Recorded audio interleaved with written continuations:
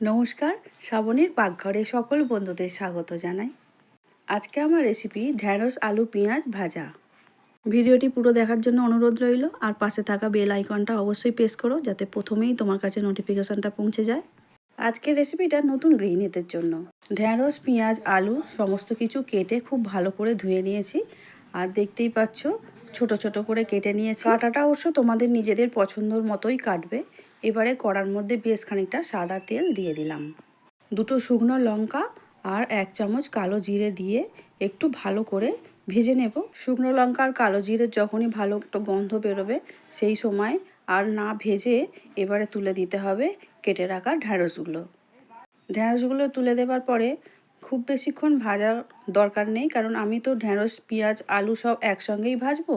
সেই জন্য ঢ্যাঁড়সটা একটু নাড়াচাড়া করে নিলাম তেলের মধ্যে। তারপরেই দিয়ে দিচ্ছি কেটে রাখা আলুর টুকরোগুলো।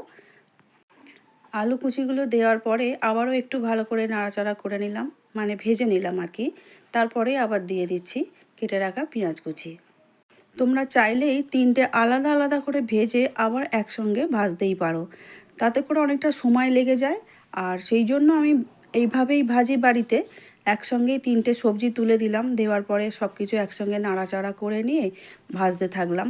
এবারে দিয়ে দিলাম 1 চামচ হলুদ গুঁড়ো। একটু সবজিগুলোকে হালকাভাবে ভাপিয়ে নেব বলে 2-3 মিনিটের জন্য ঢাকা দিয়েছিলাম। এইভাবে একটু ভাপিয়ে নিলে না তাড়াতাড়ি সিদ্ধটাও হয়ে আসে, আর সিদ্ধ না হলে খেতে ভালো লাগবে না। সবজির কালারটাও ঠিক থাকবে, অথচ সিদ্ধও হয়ে যাবে, খেতেও ভালো লাগবে। এবারে দিয়ে দিলাম অল্প একটু লঙ্কা গুঁড়ো আর পরিমাণ মতো নুন। যেই সবজিটা একটু ভাজা ভাজা হয়ে এলো তখন কিন্তু আমি নুনটা দিলাম, প্রথমেই কিন্তু আমি নুন দিইনি। নুন দিয়ে ভাজলে, আমি আগেও বলেছিলাম, নুন দিয়ে ভাজলে সবজিগুলো তাড়াতাড়ি এর গায়ের সাথে তার গায়ে লেগে যায়, তাতে করে খেতে ভালো লাগে না। আবারও ঢাকা দিয়ে দিলাম 2 মিনিটের জন্য। ঢাকা দেওয়ার পরে তারপরে ঢাকা খুলে আবার দেখতেই পাচ্ছ খুব সুন্দর ভাজা ভাজা প্রায় হয়েই এসেছে।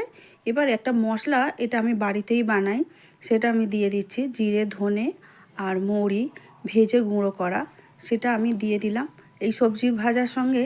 এই মশলাটা দিয়ে দিলে খেতে এত ভালো হয় তোমাদের কি বলবো।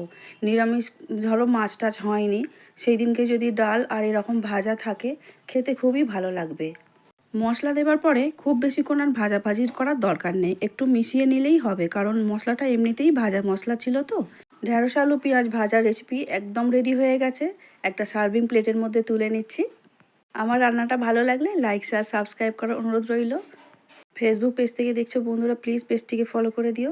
দেখা হবে আগামী ভিডিও নিয়ে। খুব ভালো থেকো সবাই, খুব সুস্থ থেকো। পুরো ভিডিওটা দেখার জন্য অসংখ্য ধন্যবাদ।